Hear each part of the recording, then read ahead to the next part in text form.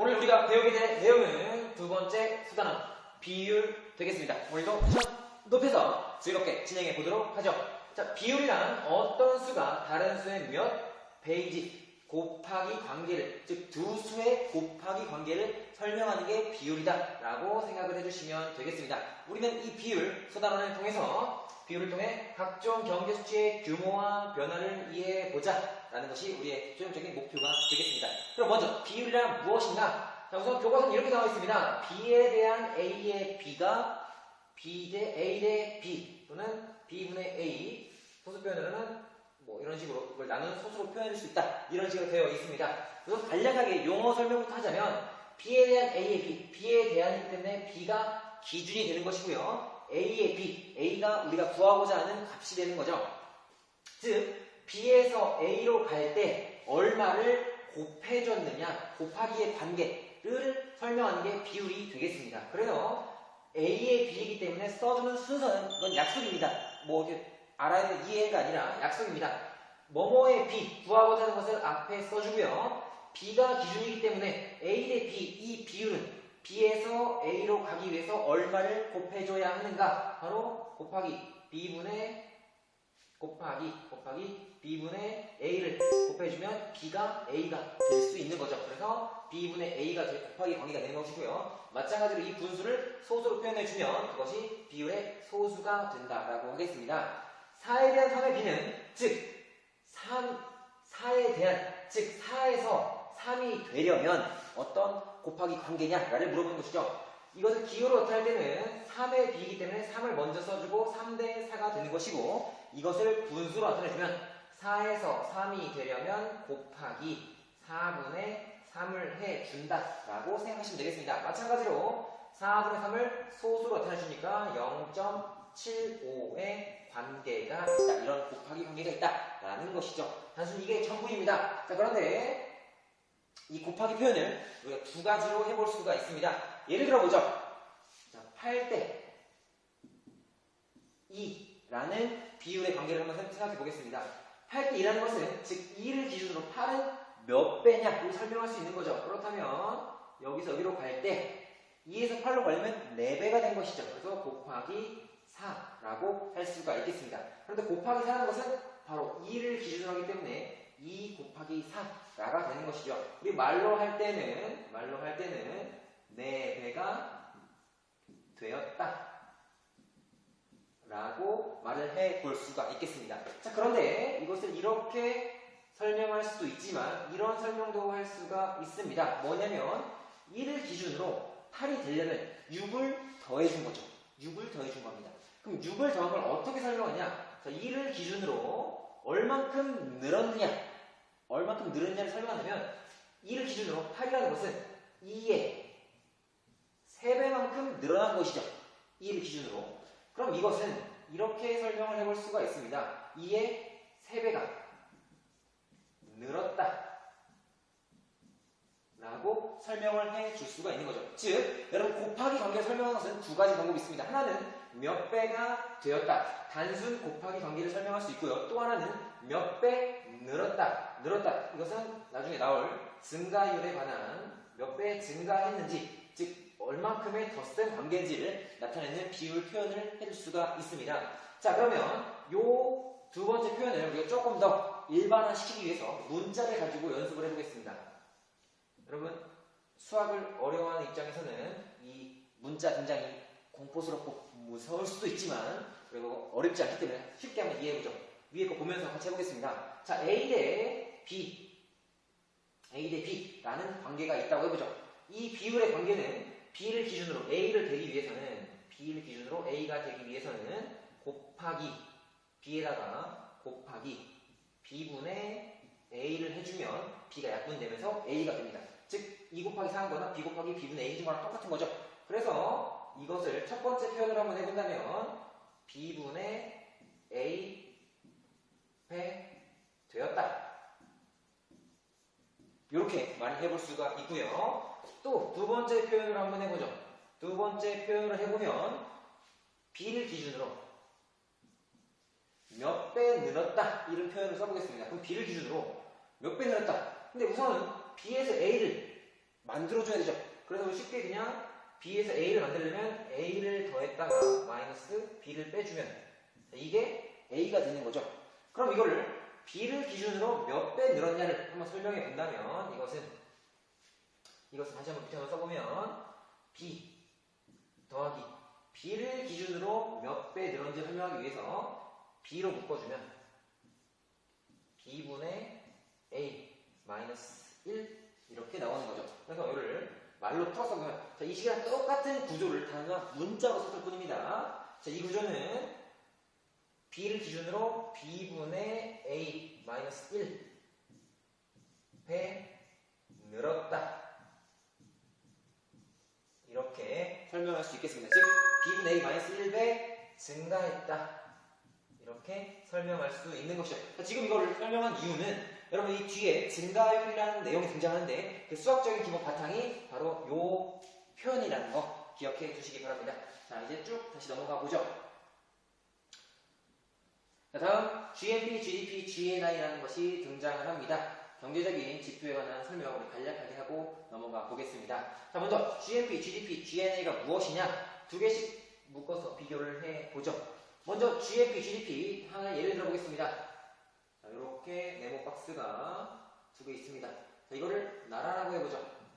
이 첫 번째 네모 박스는 한국이고요. 이 두 번째 네모 박스를 미국이라고 해보죠. 그러면 한국 안에는 한국 사람도 있지만 외국인도 있겠죠. 마찬가지로 미국도 미국 안에 한국인도 있고 외국인도 있을 것입니다. 한국 사람, 한국을 기준으로. 자, 이때 GNP는 국민 총 생산을 뜻하는 용어입니다. 각각 GNP, GDP, GNI는 밑에 뿅 자막 보이시나요?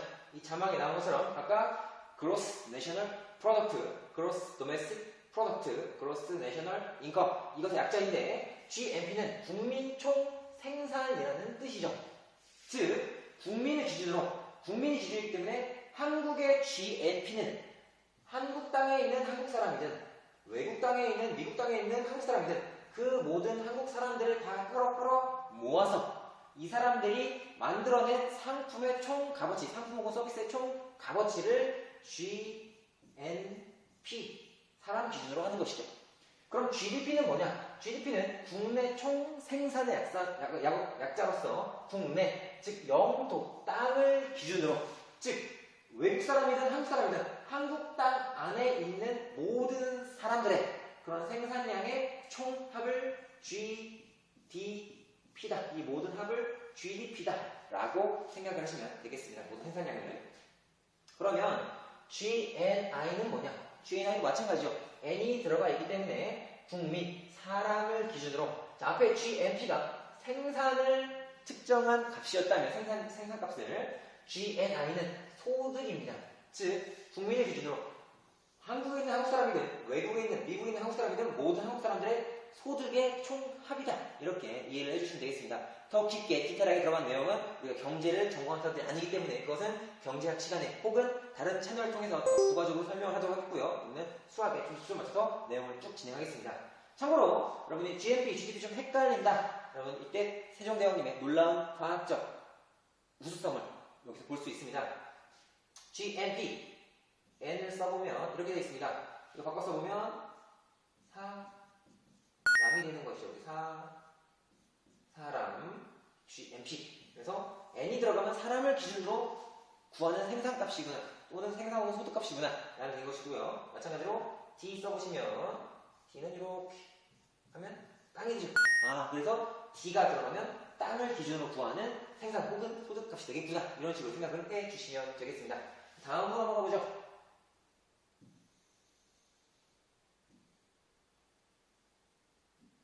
다음에 우리 배울 내용 결론으로 경제 성장률이 되겠습니다. 이 성장률이라니까 아까 그 비율을 처음 설명할 때 얘기했죠. 얼만큼 증가했느냐라는 것입니다. 얼만큼 늘었느냐. 그래서 이 성장이라는 것은 경제 성장을 뿐만 아니라 일반적인 모든 성장률 값은 성장률이라는 것은 기준값에 분해 우리가 구하는 값 혹은 비교하려는 값 여기서 1을 빼준 거 요 값이 되는 거죠. 자, 이 식이 왜 나오는지는 아까 우리 처음에 비율 얼만큼 더해졌느냐 자기 자체의 값에서 뒤에 있던 분모의 값에서 얼만큼 더해졌느냐 그 더한 값을 이 식을 표현할 수 있겠고요. 백분 성장률이기 때문에 성장률 100분율을 나타내기 위해서 여기다가 100을 곱한다 라고 생각을 해주시면 되겠습니다. 자, 그래서 기본적인 모든 어떤 성장률, 증가율은 이 식을 그대로 따라가고요. 여러분 교과서에 나와 있는 이 식도 결국에는 이 분배 법칙을 써서 분수를 이 나눗셈을 나눠져 보면 결국 같은 구조의 식이 나오게 된다는 것이죠. 자, 그러면 성장률은 이 식을 따라간다는 걸 알겠는데 그럼 경제 성장률은 어떤 것의 기준과 어떤 것의 구하는 값을 분자 분모에 써주는가? 바로 실질 GDP를 써준다는 것이죠. 자, 실질 GDP는 명목 GDP와 대비되는 개념인데요. 자, 그 디테일한 내용은 다른 채널을 통해서 차차 설명을 드리도록 하겠고요. 결론적으로는 여러분 그냥 GDP라고만 알고 계셔도 문제를 푸는 데는 아무 지장이 없습니다. 자, 그래서 경제 성장률은 전년도 실질 GDP 분의 금년도 실질 GDP 마이너스 1에 곱하기 100을 해준다 라고 생각해 주시면 되겠습니다. 그럼 문제를 풀어보죠. 자, 2017년 경제 성장률이기 때문에 2017년 구하고자 하는 게 2017년 값이죠. 그래서 분자의 2017년 값 910이 오는 것이고요. 기준되는 값은 그 전년도 대비죠. 그래서 분모에 865가 나와주고 여기서 1을 빼고 여기다가 곱하기 100을 해주면 우리가 경제 성장률을 구할 수가 있겠습니다. 자, 이 값이 얼마나 나오느냐? 이 값이 나오죠. 그래서 이 값이 2017년 경제 성장률이 되겠습니다. 자, 이걸 구하는 과정에서 우리 실질 GDP, 명목 GDP 몰라도 상관없습니다. 문제는 다 주어지기 때문에 여러분 어렵지 않게 문제를 푸시면 되겠습니다. 다음 내용 넘어가 보죠. 자, 6번에 1인당 GDP, 1인당 GNR이 나와 있는데, 자, 아까 얘기했다시피 GDP라는 것은 국내 총 생산입니다. 국내 총 생산. 그렇다면 1인당 생산은 당연히 모든 사람의 수로 GDP를 나눠주면 되겠죠. 그래서 이렇게 마찬가지로 1인당 GNR도 마찬가지로 이렇게 나눠준다. 어렵지 않으니까 넘어가죠. 자, 오늘의 마지막 내용 바로 덧셈의 평균과 곱셈의 평균에 대한 내용입니다. 자, 여러분 교과서에 보면 예제인가 문제인가 이런 문제가 있습니다. 5년간의 경제 성장률의 평균을 구하여라. 평균 경제 성장률을 구하여라 라는 문제가 있다는 거죠. 자, 그런데 여러분 교과서가 좀 잘못 설명이 되어 있는데 이 예를 들어서 한번 설명을 해보죠. 자, 곱하기의 관계입니다. 자, 만약에 총 4번 동안의 곱셈의 변화가 있습니다. 곱셈의 변화입니다. 예를 들어 처음에 4배가 되었고 다음에 1배가 되었고 다음에 4배가 되었고 다음에 1배가 되었다고 한번 해보죠. 그럼 이 총 변화는 4배, 1배, 4배, 1배니까 16배, 16배가 된 거죠. 16배가 된 겁니다. 자, 증가율 설명하기 전에 몇 배의 개념으로 설명해 보겠습니다. 자, 그런데 여러분 교과서에는 이게 그 평균적으로 몇 배씩 늘어난 거냐 라고 했을 때 총 4배가 되었고 1배가 되었고 4배가 되었고 1배가 되었으니까 총 4번의 변화를 했으니까 4로 나누어 주면 그러니까 2.5가 나오는데 평균적으로 2.5배씩 변했다 라고 여러분 교과서에 설명이 되어 있다는 거죠. 자, 그런데 그럼 이게 말이 되는 설명이냐?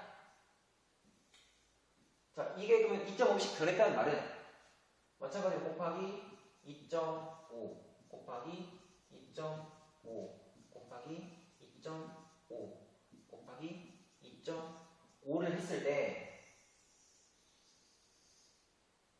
이렇게 4번을 했을 때 이 값이 10 곱하기 16이 16배가 나오냐 하는 것이죠. 여러분 계산해보면 뿅! 안 나옵니다. 따라서 곱셈의 평균은 이런 식으로 덧셈의 평균으로 구하는 거랑 다르다는 거죠. 그럼 결국 결론 어떻게 구해야 되냐? 곱셈의 평균은 저 곱한 것들을 다 곱해서 4 곱하기 1 곱하기 4 곱하기 1 해준 후에 곱셈의 개수 총 4번 곱했으니까 4제곱 근호를 씌워준다는 것이죠. 자, 그러면 4제곱분의 4, 16이죠. 16은 2의 4제곱입니다. 따라서 얘가 2로 나오는 것이죠. 즉 평균적으로 2배씩 변했다 라는 것입니다. 다시 한번 해보면 곱하기 2 평균적으로 4번 동안 곱하기 2 곱하기 2 곱하기 2가 되는 것이죠. 자, 이렇게 보면 이 값이 총 결국 16배가 되어서 얘랑 똑같은 값이 나오게 됩니다. 따라서 곱셈의 평균은 이런 식으로 구해주는 거지 덧셈의 평균과는 다릅니다. 전문적으로 말하면 이렇게 덧셈의 평균을 구하는 과정을 산술 평균이라고 부르고요. 이렇게 곱셈의 평균을 구하는 것을 기하 평균이라고 부릅니다. 즉 평균적으로 몇 배씩 변했느냐. 여러분 그 산술기하 공식 아시죠? 그 공식 나오는 산술평균 기하 평균이 바로 요 기본적인 수학적 개념에서 기초한 것이다 라고 이해를 해주시면 되겠습니다. 여러분 문제 풀기는 다음 시간에 이어서 나가보도록 하죠. 오늘도 수고 많으셨습니다.